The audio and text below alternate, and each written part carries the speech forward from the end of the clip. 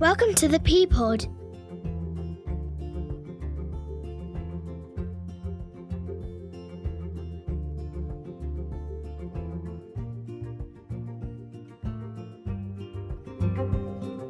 Right, hello and welcome everybody to the ThePPod, the partnership podcast from the Somerset Safeguarding Children Partnership. I'm really pleased today as we kind of further explore the agencies and the mechanisms in place to safeguard children across England to introduce our guest today, Sally Shearer OBE from the Child Safeguarding Practice Review Panel. Now, if you're not familiar with the Child Safeguarding Practice Review Panel, this came in on the back of the Children and Social Work Act back in 2017, and obviously had quite an impact following the update to Working Together to Safeguard Children 2018, just a year later, which really kind of revised the way that we learn when there's been serious safeguarding events taking place, and both on a local basis and on a national basis as well. So as I say, I'm very, very pleased today that Sally Shearer has, from the National Panel, has given her time to us today to talk about her role within the National Panel and about how locally and nationally we can improve safeguarding practice. So, Sally, thank you so much for joining us today. It's great to see you. It's a pleasure. It's great to be here. Well, we're going to get into talking about the work of the National Panel in a moment. But before we do, it would be really nice to get to know you a little bit. So could you just kind of tell us a little bit about yourself and your background? Yeah, sure. I'm a children's nurse by background, and I trained in Nottingham and I worked there for 20 years. And then I went to East London and worked across 7 sites in East London for 2 or 3 years. And then latterly I've been at Sheffield Children's, where I was the chief nurse and also deputy chief executive. So I retired from the NHS last August and was looking for something that would use my skills. I was thinking about what part of my job do I particularly enjoy, and safeguarding was one of my passions. So it couldn't have been more perfectly timed that this job came up when it did, and I joined the panel last August. So that's work, and I'm also a granny. So on a Monday, I have my grandson. He's almost 2, and we go to the local tots group, and that's nice. Great fun. But actually, I think what those 2 things do, the recent clinical practice, you never. I'm not that far away from clinical practice that I can't remember how challenging it was.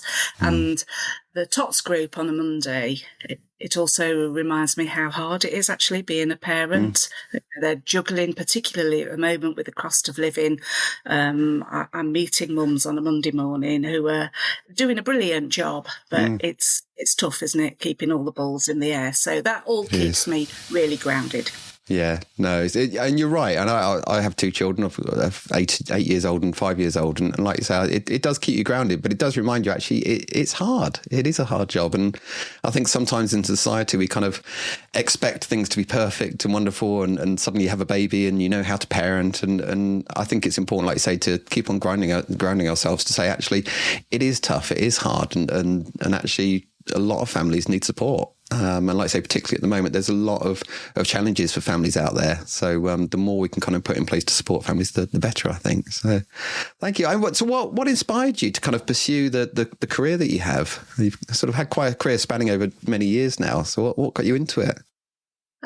I think when I look back, if you delved into my psychology, both of my grandmothers were in hospital for protracted periods of time when I was a small child, and I used to go and visit them. So I think there's something there. And then this sounds really cheesy, Steve, but in the 1970s, there was a television programme, a drama called Angels. Okay. And it was about a group of student nurses and their life on the ward, and then they all lived together in a nurse's home. And so it was a bit of a look at both sides of their lives. And for me, nursing looked to be flipping hard work, but it looked to be incredibly rewarding. And I think the real hook was that camaraderie, that there's difficult days at work. And then when you all get home, some people struggle at different times, but the rest of the group pick you up. There's always somebody who'll pick you up and shake you down and say, come on, let's get going again. And that has been a value that has absolutely stayed with me throughout my career. It's hard work, but come on, together we can all do this. Yeah, I think you're right. And that's so crucial, isn't it? I think in any role that you play, in any walk of life, like you say, that camaraderie, that companionship, that sense of working together with people is absolutely key, isn't it? Yeah. So what sort of motivated you? Like you mentioned earlier in terms of kind of your retirement, but in terms of the move to the Child Safeguarding Practice Review Panel, obviously it's sort of a bit of a shift later on in your career. Sort of what motivated you to kind of make that change?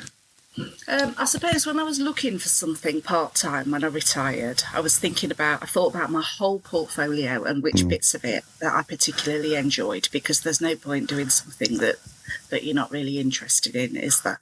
And I've always been involved in safeguarding. When I worked in Nottingham, I worked on a baby ward, so we used to get a lot of non-accidental injury. We were a neurosurgical centre, so a lot of babies with head injuries who then would come back for repeat surgery. So I suppose that's where my interest in safeguarding started.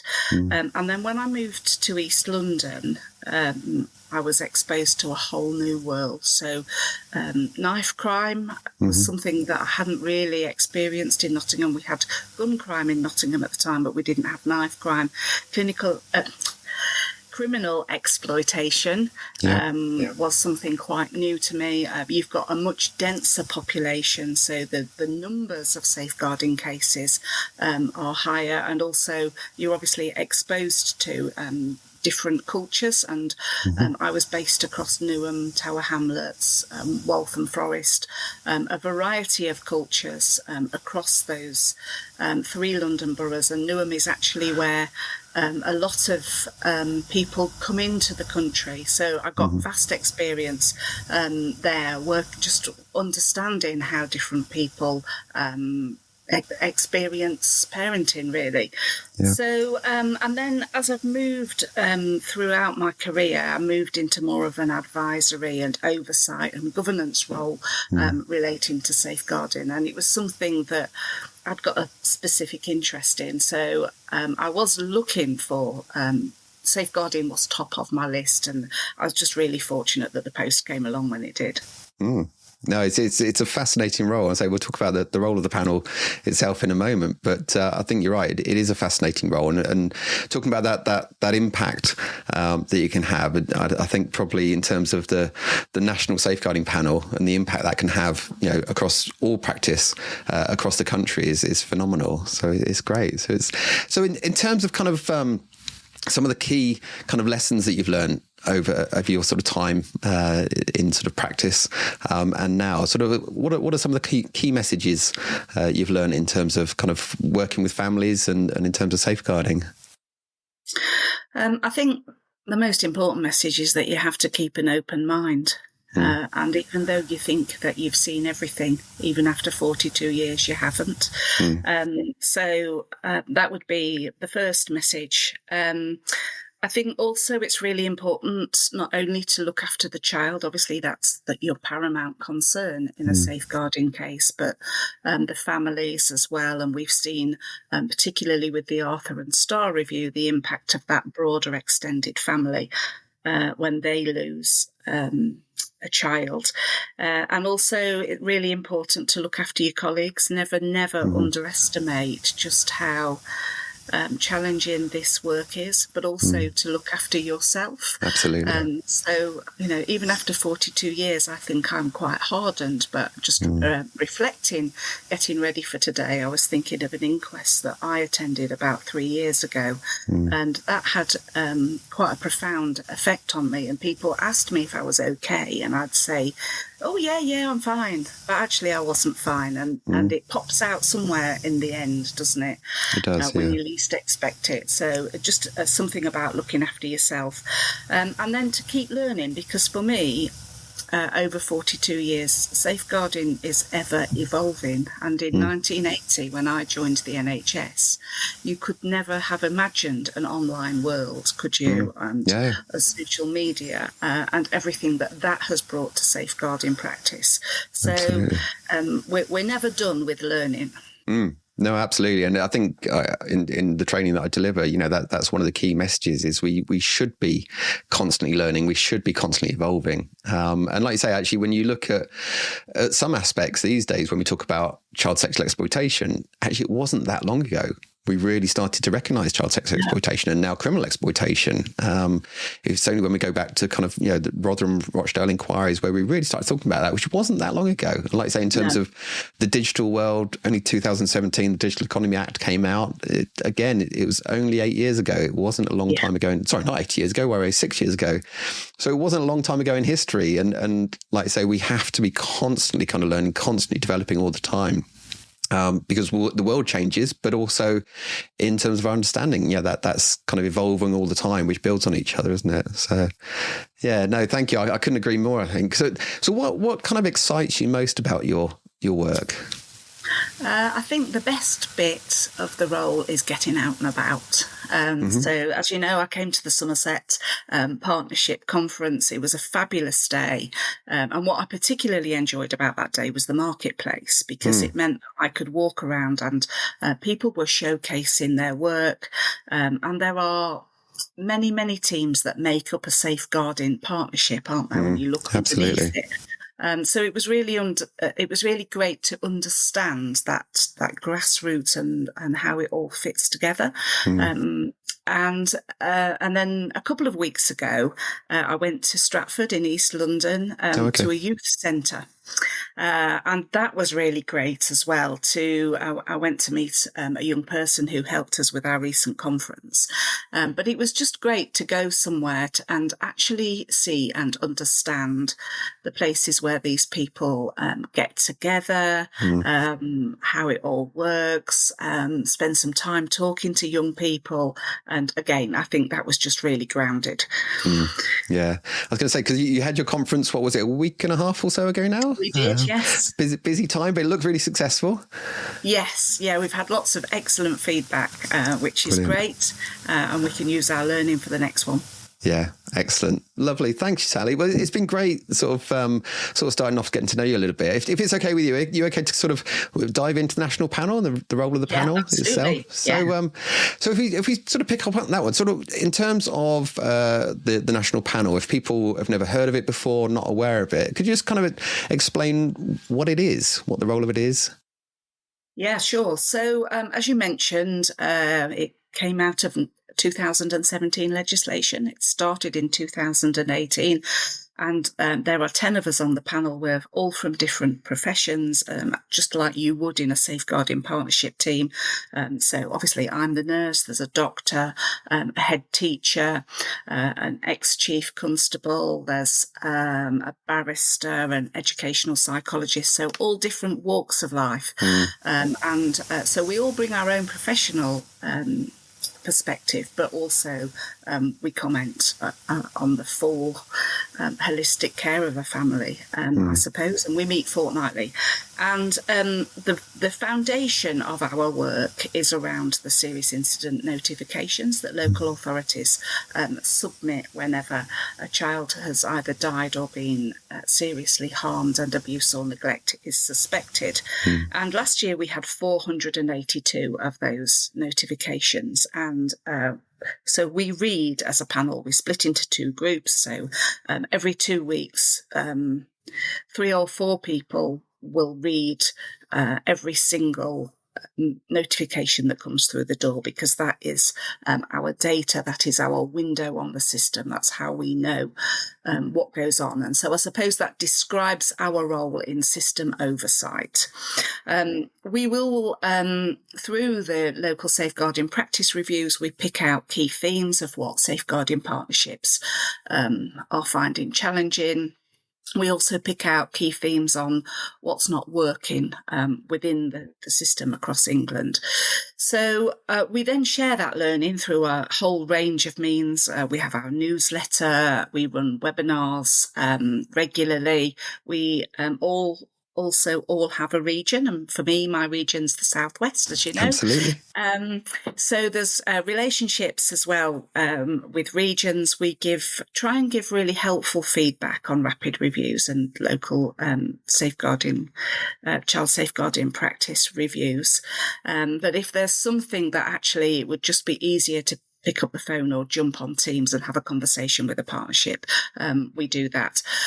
So that's part of we have this whole body of learning, and we want to share that so that it has impact across England. And our conference, as you mentioned last week, was part of that. Sometimes we'll pick out key themes, and that may warrant a national review, and we'll perhaps come on to talk about those in a few moments. And then we also try to be a system leader, supporting safeguarding partnerships to be able to take their leadership role, because actually leadership in a partnership is absolutely key to creating that culture across an integrated care system for effective safeguarding practice. So that's a lot of what we do. So shall I leave it there, and we might pick up some of our thematic reviews? Yeah, no, thank you. It's kind of, good overview. And again, just sort of picking up in terms of if people aren't aware, obviously with working together to safeguard children back in 2018, there were the new partnership arrangements, but also the changes in terms of how we learn from when there's been serious safeguarding events taking place. So obviously previously, for those not aware, there were serious case reviews. The shift back in 2018 to the rapid reviews and the local child safeguarding practice reviews or national child safeguarding practice reviews was quite a, I think, subtle but quite fundamental shift, really. I know certainly in my time sort of working in safeguarding, it's been quite a shift. And like you say, I think that the key part around it is actually fundamentally, how do we improve? How do we get things better? It's acknowledging what took place, but it's that analysis of it, isn't it? Okay, that's what took place. So what are we going to do differently? And that is quite a shift, really, having that quite sharp focus on that. And I know the role of the national panel is really kind of looking to support that shift, isn't it? And supporting that learning culture as we go forward. Yeah, absolutely. And you're quite right. I think serious case reviews, they used to be quite long and take people quite a long time to read, and had a lot of narrative around the story, whereas as you have just said, the focus is on what is the learning and what are we going to do about it to make things better. Absolutely. And I think when the panel was set up, they used to spend the whole day reading cases, whereas we spend a proportion of the day now looking at cases, but we spend a lot more time thinking about the so what. What does this mean? Absolutely. And what needs to change? Yeah, no, brilliant. Thank you, Sally. So in terms of the work that you do within the national panel, what are some of the sort of key objectives and priorities?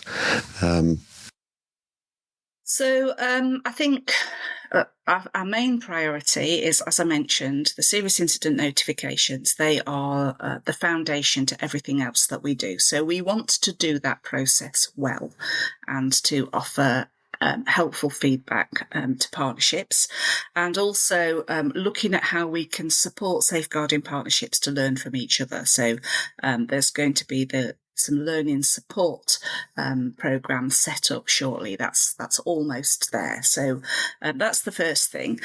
We have done some work on intrafamilial child sexual abuse already. We've had a preliminary report on that. And what we're now wanting to do is to build and expand on that so that it will become a national review and everybody can share from that. And I think the aim for that is looking at creating and supporting conditions for effective practice in managing intrafamilial child sexual abuse. There's also a thematic looking at race, racism and ethnicity. So partly one of the focuses that we have when we look at the reviews is what is the daily life like for a child, if you were that little 5-year-old in that family, what would your day look and feel like? And really trying to understand that as well for other cultures, because we're often told that child safeguarding practice in England is centred on white families, the policy and the research. So really trying to broaden that out and think about what are the differences for children from other cultures. And so there's something about the child's daily life, but also something about the professionals who are working with that family. How does their knowledge and understanding of race and ethnicity influence their practice and also their decision making? And how competent are people around working with families from other cultures? How comfortable do practitioners feel about challenging families around certain child rearing practices that they have if they're not from that culture and they feel that they might not fully understand it? And how can we develop skills in practitioners so that they're able to communicate more effectively with families from other ethnicities? So, and then I suppose finally, very often what you get with race and culture are lots of other intersectional aspects, other vulnerabilities such as poverty. So just thinking about what else is going on for that family and how we most effectively support them. So that's quite a big piece of work that will be coming out.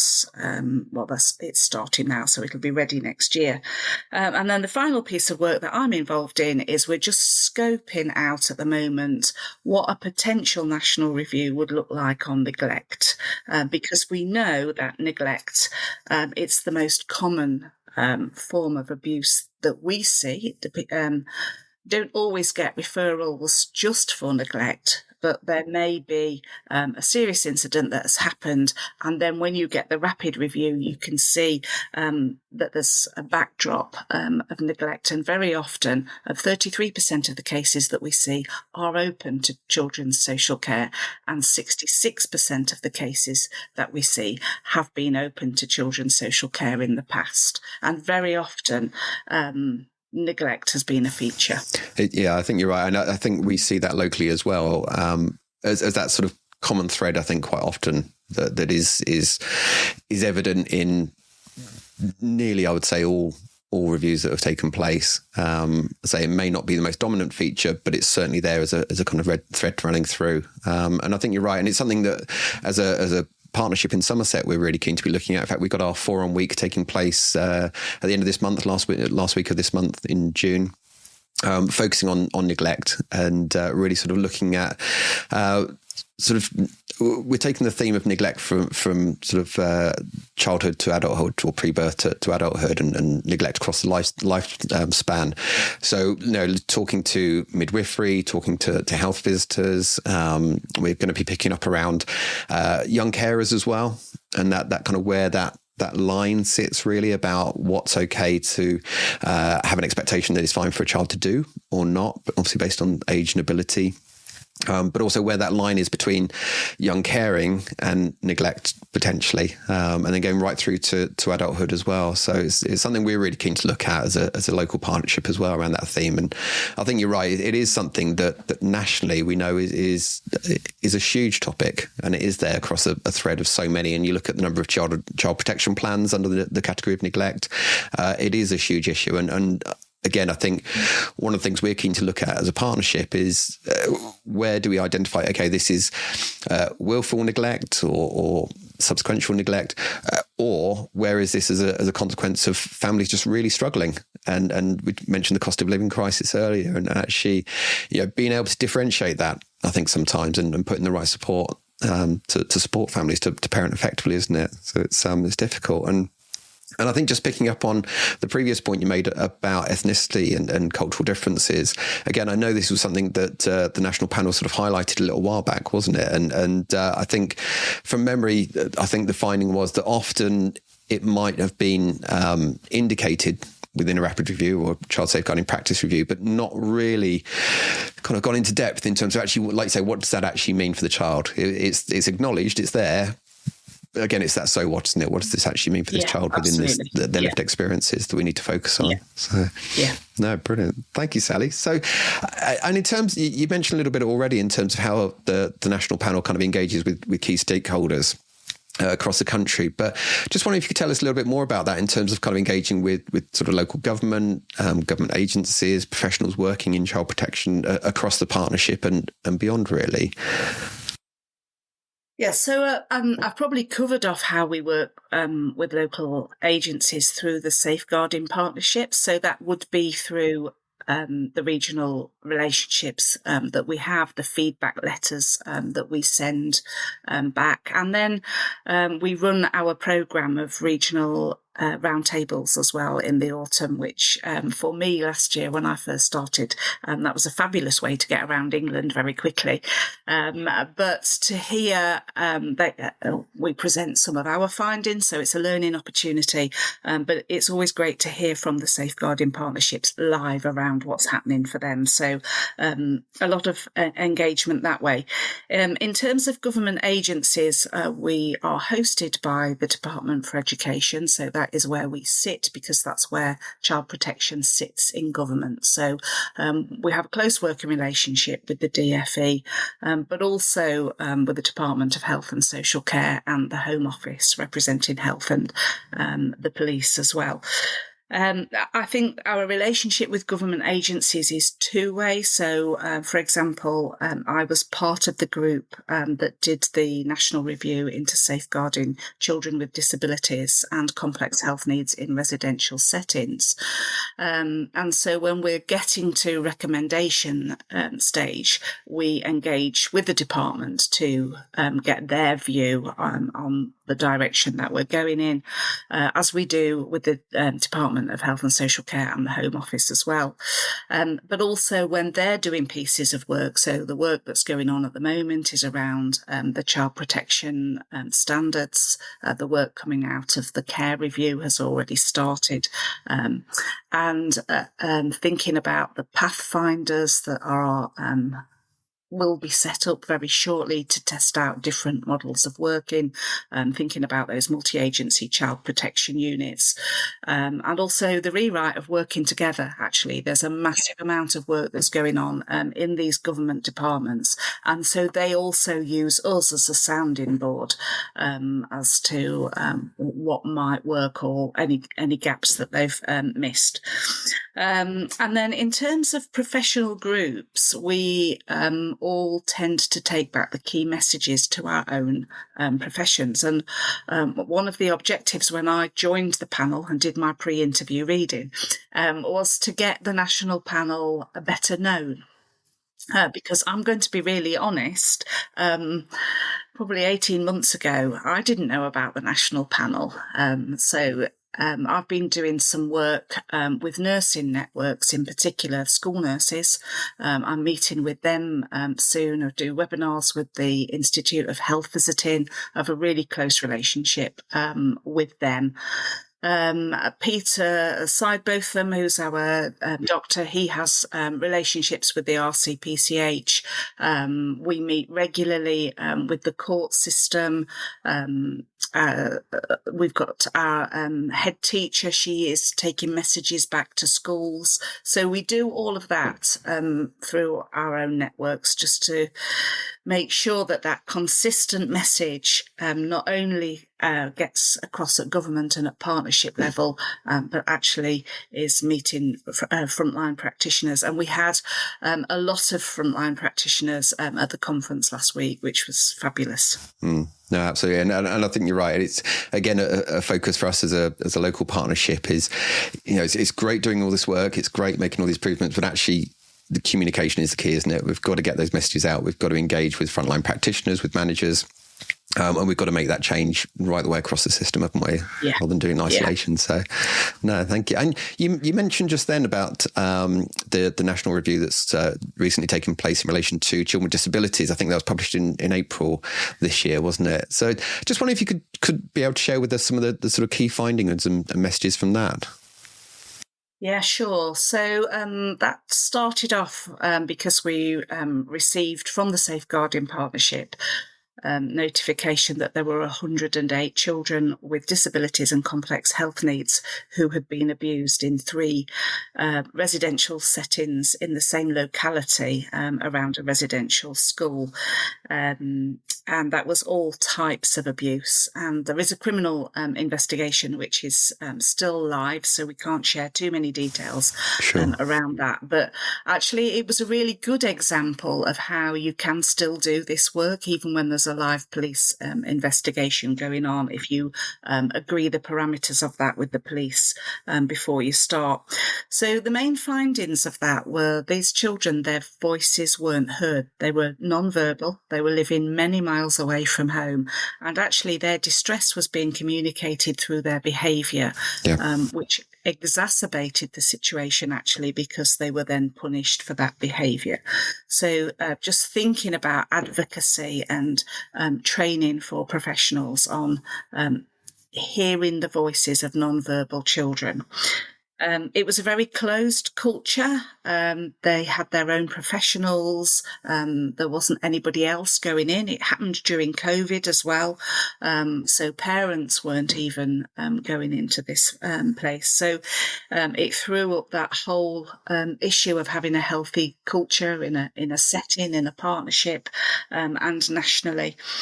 Picked up a lot of workforce issues around having the right people with the right values working with these children. It's hard work and low pay, but making sure that workforce is valued and respected and gets the training and development that they need to be able to do their job. And what it did show was that quality assurance that should have protected these children, it failed at every slice. So the provider's own quality assurance processes weren't there. 68 of those children were actually part funded by health, but there wasn't health oversight of what was happening in those settings. The Regulation 44 visitor, the IRO, those roles weren't working effectively. The independent visitor was somebody who had been there for many years and was very known to the facility, again building on the closed culture aspect of that. And Ofsted also had rated this establishment as good. The surprising thing for me is a lot of these children with complex health needs, they have complex health needs, which means that they need quite a degree of clinical care, which in an ordinary family home would be delivered by parents, but they're nevertheless clinical skills. And the CQC weren't going in to this establishment to have a look at medication administration, recording of restraint, and overseeing clinical procedures that were happening to the children. And that's because only 14 residential schools in England were registered with the CQC. So we did some work with Ofsted and CQC, and they've got a memorandum of understanding in place already, which was pre-existing. So they're working on that now to do joint inspections. And then I think the other thing, very briefly, was around commissioning. For a lot of these children, they were having short break care at home when they were small children. And then as they grow and get older and it becomes more difficult for a family to manage them, the only option is for them to go into residential care. So we would like to see more placements for these children commissioned, but also a broader range of placements so that we can support children to stay at home and where they're protected by their families. Yeah, absolutely. And I know that's something that came out, you mentioned the care review earlier, obviously sort of came out very much strongly in terms of commissioning of residential support for children and young people as well. So yeah, it'd be interesting to sort of see how that develops over time really. But no, thank you for sharing that. And I think, again, one of the really key points you pulled out from that is around that safe culture, isn't it? Or or the culture of that organisation. I know that certainly came out in the Big Child report following the murders of Holly and Jessica. It certainly came out within the independent inquiry into child sexual abuse published last year of that culture which wasn't robust, which wasn't focused on safeguarding, and that being one of the most important things, to make sure you've got that culture and that you grow that culture and you foster that culture to keep it really robust. And it's when that starts to go, that's where we've got the other concerns that start coming out, isn't it? So, thank you, Sally. And in terms of sort of moving forward, in terms of kind of organisations safeguarding children, do you see sort of common sort of challenges or challenges or barriers for organisations that they face in relation to kind of implementing effective safeguarding measures for children and young people? Are there kind of common themes that come up? There are very common themes. Some of it relates to escalation processes within organisations. So a family may be known to an agency, things are escalating, that agency may be trying to manage that, working in a silo rather than pulling in other agencies. We do see reviews as well, particularly where families move across geographical areas. Yeah. That handover and follow-up and tracking children. And you mentioned culture and having a culture where people feel able to speak up and challenge them in a respectful way and say, no, I don't agree with that decision, or can we go back and have a look at that? And I think I mentioned earlier about 33% of children are known to children's social care, 66% have been in the past. So that would suggest to me that the answer does lie in effective multi-agency working. And that's really hard, isn't it? When we all speak different languages, we have different escalation processes. So I think that is a challenge, particularly when we've got workforce pressures. Everybody's got workforce pressures. So spending that time developing that relationship so that you can pick up the phone when something happens and you know somebody well, that probably gets squeezed just because of everything else that's going on. No, I agree. And I think you're right. We need to acknowledge there are pressures on services across the board. We know nationally we've got shortages in staffing in midwifery, in health visiting, in schools, in social work. We know it's across the board. And I personally speaking, I think there's a risk with that sometimes where people, you mentioned silo working, people become more siloed working because they're under the pressure there. But I always try and give the message, actually, probably now more than ever, it's more important to work in partnership and come together and support each other in that, because it is difficult and everyone is facing these challenges. But actually, if we can work together and share that load and like I say, develop those professional working relationships, that respect between agencies, actually becomes much more effective rather than kind of everyone going off into one corner and saying, okay, well, we need to focus on this at the moment. And I understand that. I do understand that for agencies. But like I say, I think it's a risk, particularly when pressures are really stretched.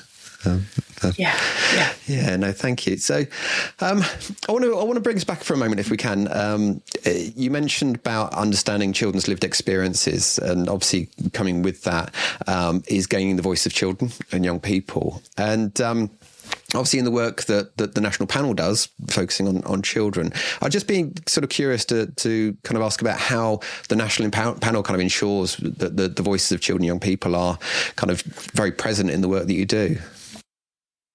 Okay, so I suppose, as I mentioned several times, the incident notifications are the foundation to what we do.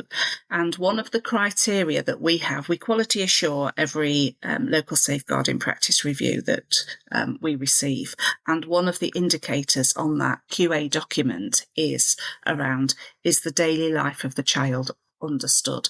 And we see some absolutely fantastic examples of that. And I think it's important just to note the difference between saying, Billy went missing 6 times, he was arrested by the police. So you can either get a list of what Billy has done, or you can say when Billy was 5, he told his teacher he didn't have anything to eat. He hadn't got any friends. His friends wouldn't sit next to him because his clothes were dirty. He didn't fit in. So there's a very subtle difference, isn't there, between a list of things that have happened to Billy and actually some quite... You can tell when you're reading it whether you're getting the daily life of a child, because you get that feeling. So I think that's really important to pick up through that means. We have had discussions since the conference actually around how we make sure that the voice of the child filters through in our national reviews. It's quite difficult to have a young person sitting on a team who's doing something, because the work can be quite distressing and triggering.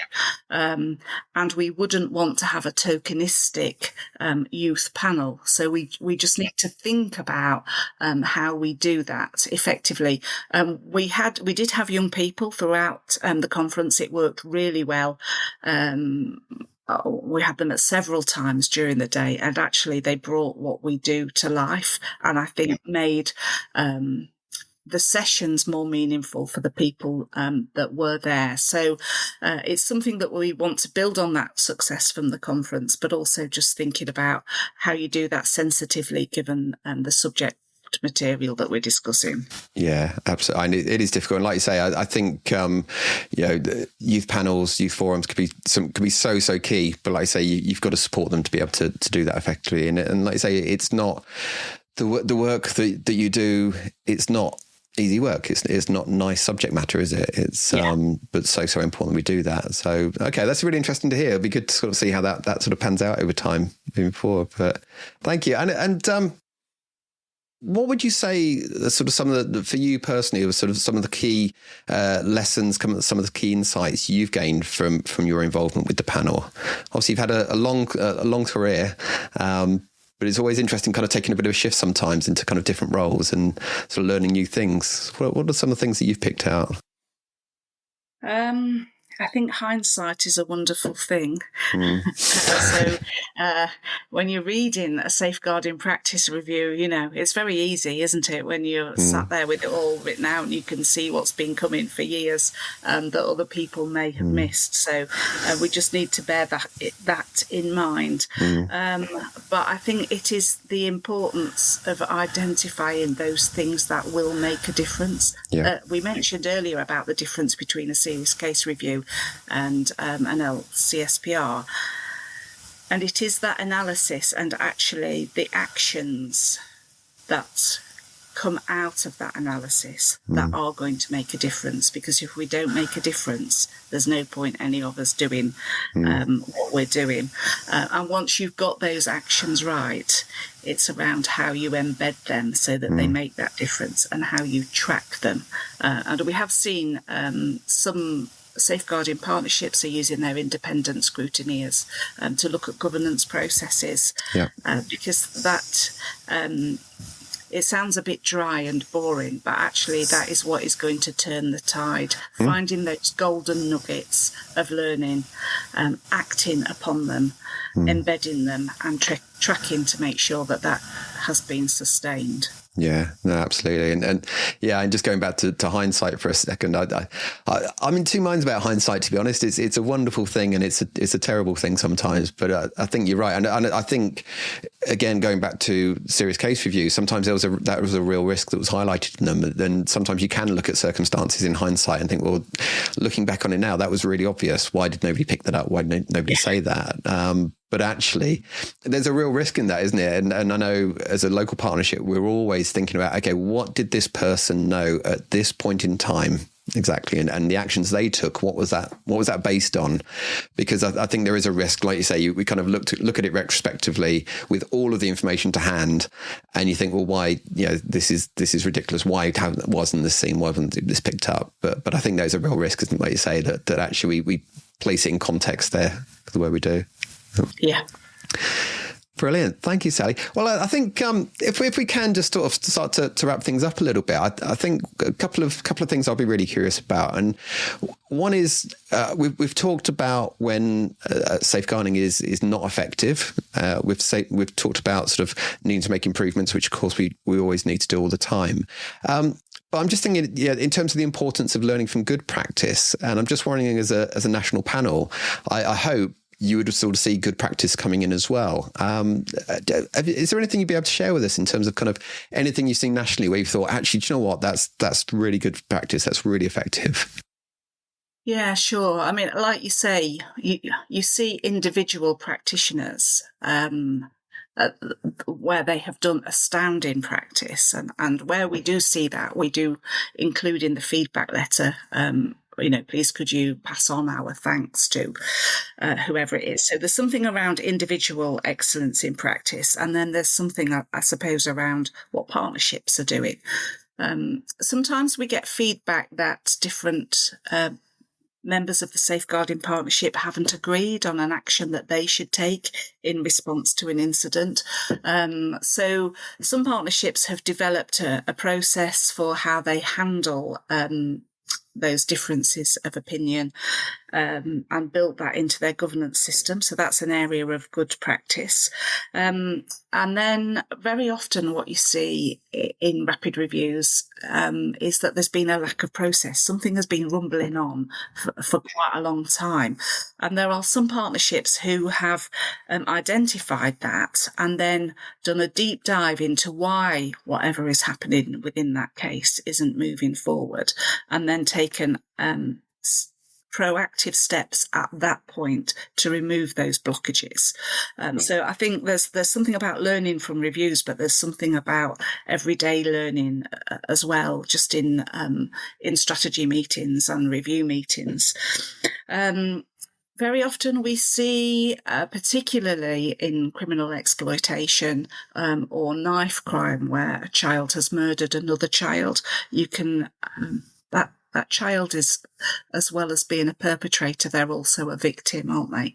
And we've had one partnership who's developed a toolkit for not using victim blaming language. So that was quite innovative. We see some fabulous learning briefings and bite-sized and 7-minute briefings with some great graphics and some great work going on there. And I think that's all really important, because the rapid review embedding of learning, which I mentioned earlier, that's most successful where partnerships are proactive around their learning. No, brilliant. And like I say, it's about getting those messages out, isn't it? And the world has changed, the world has evolved. We use technology in different ways these days. And I know a large part of what I do is actually, how do we best get these messages out? How do we best make these changes? So yeah, being creative, being flexible with that. So no, brilliant. Thank you, Sally. And so I guess one last thing from me, if that's okay. Again, just sort of on a slightly personal note, in terms of your kind of experience for anybody listening to this today, what would be the one kind of takeaway that you'd want to give people from today's kind of podcast, or from your experience really in relation to safeguarding children? I think to keep listening to what children are telling you and keep that curiosity. So if you hear something that sounds a bit strange or provokes your curiosity, that you follow it up. Because that is one of the key things that we see that goes wrong in safeguarding practice. A throwaway comment, an observation by a health visitor when they go into a home, something that a teacher has noticed, and that they don't think about that until further down the line when something has happened. So, and that is really hard, isn't it? As we mentioned, the pressures, but I think just keep that curiosity alive. Brilliant. Sally, thank you so much for your time today. I really, really appreciate it. And it's been fantastic having your input into the discussion today. And it's great to get that national perspective as well. I think just on behalf of myself and on behalf of the Somerset Safeguarding Children Partnership, I just wanted to kind of thank you for all the work that you do and all the support that you put in locally and nationally as well. So thank you so much for joining us. Thank you to the partnership for all the amazing work that the partnership are doing as well. Thank you, Sally. So thank you very much. So Sally Shearer, OBE, and national member of the National Child Safeguarding Practice Review Panel. Thank you very much, and we look forward to speaking to you again at some point. Yeah. Thanks, Steve. Thanks, Sally. Take care.